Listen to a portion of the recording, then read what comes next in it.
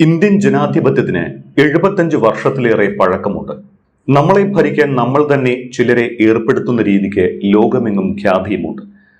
എന്നാൽ ഒരു മാറ്റം ആഗ്രഹിക്കുന്നവരാണ് ഇന്നത്തെ ജെൻസി. ഇത്തരം ജെൻസി ചിന്തകൾ ജനങ്ങളിൽ ഉണർത്തുകയാണ് കോക്രോച്ച് ജനതാ പാർട്ടിയുടെ വരവിലൂടെ. ഇന്ത്യൻ ഭരണരീതിയിൽ മാറ്റം വരുത്താൻ ഈ പാർട്ടിക്ക് കഴിയുമെന്ന് ചിന്തിക്കുന്ന ജെൻസി കുട്ടികളുമുണ്ട്. ഒരു പ്രതിഷേധത്തിൽ നിന്ന് തുടങ്ങിയ ഒരു ആശയം അത് ഒരു പ്രായക്കാർ ഏറ്റുപിടിക്കുന്നു. അതിന് ആരാധകർ കൂടുന്നു. ഇന്ത്യയിലെ ഏറ്റവും വലിയ രാഷ്ട്രീയ പാർട്ടിയേക്കാൾ ഫോളോവേഴ്സിനെ കിട്ടുന്നു. രാഷ്ട്രീയ നേതാക്കൾ പോലും ഫോളോവേഴ്സ് ആകുന്നു. അതോടെയാണ് ഇത് രാഷ്ട്രീയ പാർട്ടിയാകണമെന്ന ആവശ്യം ഉയർന്നത്. CJP സ്ഥാപകൻ അഭിജിത് ദീപ്കെ നാളെ ഇന്ത്യയിലെത്തുന്നതോടെ ഒരു പ്രതിഷേധ പ്രസ്ഥാനം എന്നതിൽ നിന്ന് ഒരു ജനകീയ പാർട്ടി എന്ന തരത്തിലേക്ക് ഈ കോക്രോച്ച് ജനതാ പാർട്ടി ഉയരുമോ എന്ന് നോക്കുകയാണ് ഇന്ത്യൻ രാഷ്ട്രീയം. പേരിൽ BJPയുമായി സാമ്യമുണ്ട് എങ്കിലും BJPയെ ശത്രുപക്ഷത്ത് നിർത്തുന്ന പാർട്ടിയാണ് CJP. നിലവിലെ ഭരണകൂടത്തെയും അവരുടെ ഭരണരീതിയെയും എതിർക്കുന്നതാണ് കോക്രോച്ച് ജനതാ പാർട്ടിയുടെ അജണ്ട. ഭരണതലത്തിലെ കൊള്ളരുതായ്മകളെ എതിർക്കുന്നു എന്ന് പറയുമ്പോൾ അത് BJPയെയാണ് നേരിട്ട് ആക്രമിക്കുന്നത് എന്ന് പറയാം. BJPക്കുള്ളതിനേക്കാൾ ഫോളോവേഴ്സിന് കിട്ടിയെന്നതും ഇന്ത്യയിലെ ഭരണകക്ഷിയായ പാർട്ടിക്ക് നല്ലതല്ല. തങ്ങളെ എതിർക്കുന്നവർക്ക് ജനപിന്തുണ കൂടുന്നതിൽ BJPക്ക് ആശങ്കയുമുണ്ട്. പ്രത്യേകിച്ചും ജെൻസി മുഴുവൻ CJPക്കൊപ്പം പോയാൽ. സമീപകാലത്തെ തെരഞ്ഞെടുപ്പ് ജയങ്ങളെ ചൂണ്ടിക്കാട്ടിയാണ് BJP പ്രതിരോധം തീർക്കുന്നത്. തങ്ങളെ ജയിപ്പിച്ചത് ജെൻസി വിഭാഗവും കൂടിയാണ് എന്നും CJP ഒരു ആവേശത്തിനപ്പുറം മറ്റൊന്നുമല്ല എന്നും പറഞ്ഞ് ആശ്വസിക്കുകകൂടിയാണ് BJP. CJPയുടെ സമൂഹ മാധ്യമ പേജുകൾ ബ്ലോക്ക് ചെയ്ത് പ്രതികാരം ചെയ്തു. പക്ഷേ പുതിയ പേജുകൾ പ്രത്യക്ഷപ്പെട്ടു, ശരിക്കും പാറ്റകളെ പോലെ. പിന്നെ BJPയുടെ കണ്ടുപിടുത്തം CJPയെ പിന്തുണയ്ക്കുന്നവരുടെ ദേശീയതയായിരുന്നു. CJPയുടെ പിന്തുണക്കാരിൽ 49% പാകിസ്ഥാനികളും 14% ബംഗ്ലാദേശികളുമാണ് എന്നായിരുന്നു അത്. പക്ഷേ അതൊന്നും ശരിയല്ല എന്ന് പിന്നാലെ തെളിഞ്ഞു. 4 ദിവസം മുൻപ് മാത്രം ഉദയം ചെയ്ത ഒരു പ്രസ്ഥാനത്തെ രാജ്യം ഭരിക്കുന്ന പാർട്ടി ഭയപ്പെടുന്നു എന്ന് ഇതിൽ നിന്ന് വായിച്ചെടുക്കാം. ഡൽഹിയിൽ ആം ആദ്മി പാർട്ടി അവർ മത്സരിച്ച ആദ്യ തെരഞ്ഞെടുപ്പിൽ തന്നെ ജയിച്ച് ഭരണത്തിൽ ഏറിയത് BJPക്ക് ഓർമ്മയുണ്ടാകും. ജനങ്ങൾ തീരുമാനിച്ചാൽ ഭരണകൂടങ്ങൾ താഴെ വീഴും.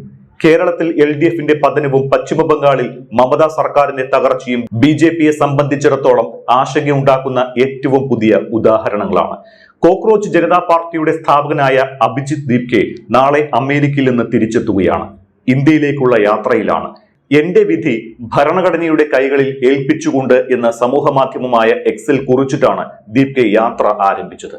പരീക്ഷാ വിവാദത്തിൽ കേന്ദ്ര വിദ്യാഭ്യാസ മന്ത്രി ധർമ്മേന്ദ്ര പ്രധാനിന്റെ രാജി ആവശ്യപ്പെടുന്നുണ്ട് ദീപ്കെ. ഇതുൾപ്പെടെ ശക്തമായി ആവശ്യപ്പെടുന്ന നാളത്തെ കൂട്ടായ്മയിൽ പങ്കുചേരാൻ യുവാക്കളോട് ദീപ്കെ ആഹ്വാനം ചെയ്തിട്ടുമുണ്ട്. എന്നാൽ തന്നെ സ്വീകരിക്കാൻ ഡൽഹി വിമാനത്താവളത്തിൽ വരരുത് എന്ന് ദീപ്കെ ആവശ്യപ്പെടുന്നു. ജനക്കൂട്ടം തടിച്ചുകൂടുന്നത് വിമാന സർവീസുകളെ ബാധിക്കുമെന്നും യാത്രക്കാർക്കും സുരക്ഷാ ജീവനക്കാർക്കും ബുദ്ധിമുട്ടുണ്ടാക്കുമെന്നും ദീപ്കെ ചൂണ്ടിക്കാട്ടുന്നുണ്ട്. വിമാനത്താവളത്തിൽ നിന്ന് ദീപ്കെ നേരെ പാർലമെന്റ് സ്ട്രീറ്റ് പോലീസ് സ്റ്റേഷനിലേക്ക് പോകുമെന്നാണ് അറിയിച്ചിരിക്കുന്നത്. ജന്തർ മന്ദറിൽ നടത്താൻ നിശ്ചയിച്ചിരിക്കുന്ന പ്രതിഷേധ പ്രകടനത്തിന് നേരിട്ട് അനുമതി വാങ്ങുന്നതിന് വേണ്ടിയാണ് ഇത്. പ്രതിഷേധത്തിൽ പങ്കെടുക്കുന്നവർ സമാധാന അന്തരീക്ഷം പാലിക്കണമെന്നും ക്രമസമാധാന പ്രശ്നങ്ങൾ ഉണ്ടാക്കുന്ന രീതിയിലുള്ള യാതൊരു നടപടികളും ഉണ്ടാകരുത് എന്നും പാർട്ടി കർശന നിർദ്ദേശവും നൽകിയിട്ടുണ്ട്. തങ്ങൾ നിയമം അനുസരിക്കുന്ന പൗരന്മാരാണ് എന്ന് ദീപ്കെ പറയുന്നുണ്ട്. പക്ഷേ ഈ സമരത്തെ തകർക്കാനും അപകീർത്തിപ്പെടുത്താനും എതിരാളികൾ അവസരം കാത്തിരിക്കുകയാണ് എന്നും അതിന് വഴിമരുന്നിട്ട് കൊടുക്കരുത് എന്നും അണികളോട് ആവശ്യപ്പെടുന്നുണ്ട്.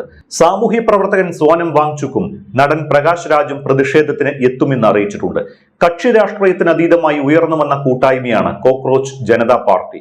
ഒരു സോഷ്യൽ മീഡിയ ക്യാമ്പയിനിൽ യുവാക്കൾ അണിനിരക്കുന്നു എന്നതാണ് ഇതിന്റെ പ്രത്യേകത.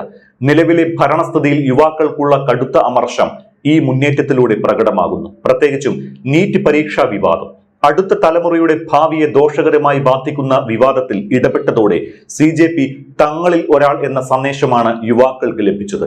CJP എന്ന ആശയത്തെ ആം ആദ്മി പാർട്ടിയുടെ ഉദയവുമായി താരതമ്യം ചെയ്യുകയാണ് ചില രാഷ്ട്രീയ നിരീക്ഷകർ. അഴിമതിമുക്ത ഭാരതം എന്നതായിരുന്നു സ്വാതന്ത്ര്യ സമര സേനാനി കൂടിയായിരുന്ന അണ്ണാ ഹസാരെയുടെയും ആശയം. CJPയെ സംബന്ധിച്ചിടത്തോളം സുപ്രീം കോടതി ചീഫ് ജസ്റ്റിസിന്റെ പരാമർശത്തിനെതിരെ നടത്തിയ പ്രതിഷേധം മാത്രമായിരുന്നു ഈ ഒരു ആശയം. നീറ്റ് വിവാദവും ഏറ്റുപിടിച്ചതോടെ പാറ്റ വേറെ ലെവലിൽ പറക്കാൻ തുടങ്ങി.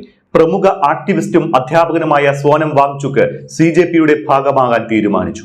പിന്നെ ചടുലമായ നീക്കങ്ങൾ. കോക്രോച്ച് ജനതാ പാർട്ടി ഔദ്യോഗിക വക്താക്കളെ പ്രഖ്യാപിക്കുന്നു. അന്വേഷണാത്മക പത്രപ്രവർത്തകൻ സൗരവ് ദാസ് CJPയുടെ മുഖ്യ വക്താവായി. വിജേത ദാഹിയ, അശുതോഷ് രാങ്ക എന്നിവർ ഔദ്യോഗിക വക്താക്കളും. അതിനിടെ പാർട്ടിയിൽ സ്ത്രീ പ്രാതിനിധ്യം ഇല്ലാത്തത് ചൂണ്ടിക്കാട്ടി വിവാദമുയർത്താൻ ശ്രമമുണ്ടായി. പക്ഷേ അഭിജിത്ത് ദീപ്കയുടെ വിശദീകരണത്തോടെ അത് കെട്ടടങ്ങി. CJP വക്താവാക്കാനായി ചില യുവതികളെ സമീപിച്ചുവെങ്കിലും ഓൺലൈൻ ഭീഷണികളും മറ്റും ഉണ്ടാകുമെന്ന് മനസ്സിലാക്കിയ അവർ അതിന് തയ്യാറായില്ല എന്നായിരുന്നു വിശദീകരണം. ഡിജിറ്റൽ ലോകത്ത് ഇടപെടുന്നവർക്ക് വിശ്വസനീയമായ വിശദീകരണമായിരുന്നു ഇത്. CJPയുടെ ഫോളോവേഴ്സ് ലക്ഷക്കണക്കിന് സ്ത്രീകൾ ഉള്ളതും പാർട്ടി ചൂണ്ടിക്കാട്ടുന്നുണ്ട്. സോഷ്യൽ മീഡിയയിൽ ഒരു തരംഗമായി ആരംഭിച്ച് പിന്നീട് സവിശേഷമായ ഒരു രാഷ്ട്രീയ രൂപീകരണവുമായി മാറുകയാണ് CJP എന്ന ഡിജിറ്റൽ കൂട്ടായ്മ. പുതുതലമുറയിലെ നേതാക്കളുടെ നേതൃത്വത്തിൽ ഇന്ത്യയുടെ രാഷ്ട്രീയ സംവാദങ്ങളെ മാറ്റിമറിക്കാൻ CJP പ്രതിജ്ഞാബദ്ധമാണ് എന്ന് പാർട്ടി പറയുന്നു. പുതിയ തലമുറയിലെ നേതാക്കളെ പരിചയപ്പെടുത്തുകയും വിദ്യാർത്ഥികളെയും യുവാക്കളെയും ബാധിക്കുന്ന വ്യവസ്ഥാപരമായ പ്രശ്നങ്ങൾ പരിഹരിക്കുകയുമാണ് പാർട്ടിയുടെ പ്രഖ്യാപിത ലക്ഷ്യങ്ങൾ. പൊതുസ്ഥാപനങ്ങളിൽ സുതാര്യതയും പരിഷ്കരണവും വളർത്തിയെടുക്കുക എന്നതും പാർട്ടിയുടെ ലക്ഷ്യമാണ്.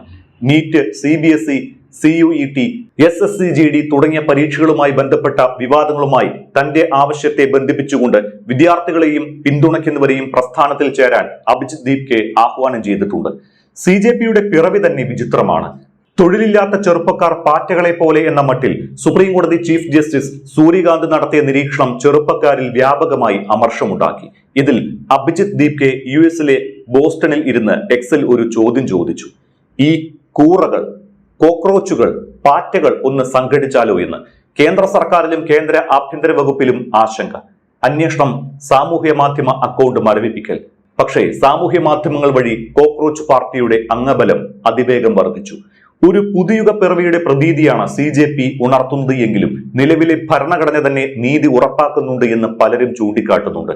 തങ്ങളുടെ നിരാശകളും പ്രതിഷേധങ്ങളും ജനാധിപത്യപരവും ഭരണഘടനാപരവുമായ മാർഗങ്ങളിലൂടെ പ്രകടിപ്പിക്കാൻ യുവാക്കൾ തയ്യാറാകണമെന്ന് ശശി തരൂർ MP പറഞ്ഞത് ശ്രദ്ധേയമാണ്. വ്യവസ്ഥിതിക്ക് പുറത്തുനിന്ന് മാറ്റങ്ങൾ വരുത്തുന്നതിനേക്കാൾ വ്യവസ്ഥിതിക്കുള്ളിൽ നിന്നുകൊണ്ട് പോരാടുന്നതാണ് ശാശ്വത പരിഹാരം. ഇൻസ്റ്റാഗ്രാം നിങ്ങളുടെ പ്രതിഷേധ വേദി ആയേക്കാം, എന്നാൽ അതൊരിക്കലും ഒരു ബാലറ്റ് പെട്ടിയല്ല എന്നും തരൂർ യുവാക്കളെ ഓർമ്മിപ്പിക്കുന്നുണ്ട്. യുവതലമുറ നേരിടുന്ന പ്രശ്നങ്ങളെയും അവരുടെ ആശങ്കകളെയും അവഗണിക്കുന്നത് ഒരു ഭരണകൂടത്തിന് നല്ലതല്ല. നേപ്പാളിലും ബംഗ്ലാദേശിലും നടന്ന യുവാക്കളുടെ പോരാട്ടം ഒരു ചൂണ്ടുപലകയായി കാണണം. ഇന്ത്യയിൽ അത്തരമൊരു സാഹചര്യം ഇല്ല എന്ന് പറയുമ്പോഴും നിരാശ പൂണ്ടു നിൽക്കുന്ന യുവതിയുടെ ശക്തിയെ കണ്ടില്ലെന്ന് നടിക്കരുത്. ഭാവി ഇരുണ്ടതെന്ന് തോന്നിക്കുന്ന എല്ലാവർക്കും വിദേശത്ത് പോയി ജീവിക്കാനാകില്ല. അവരുടെ വേദനയും ദേഷ്യവും കാണാതെ പോയാൽ CJPയുടെ പ്രവർത്തനങ്ങളെ ന്യായീകരിക്കുന്ന ജനങ്ങളെ ഭരണപക്ഷം ഒരുപക്ഷെ നേരിടേണ്ടി വരും.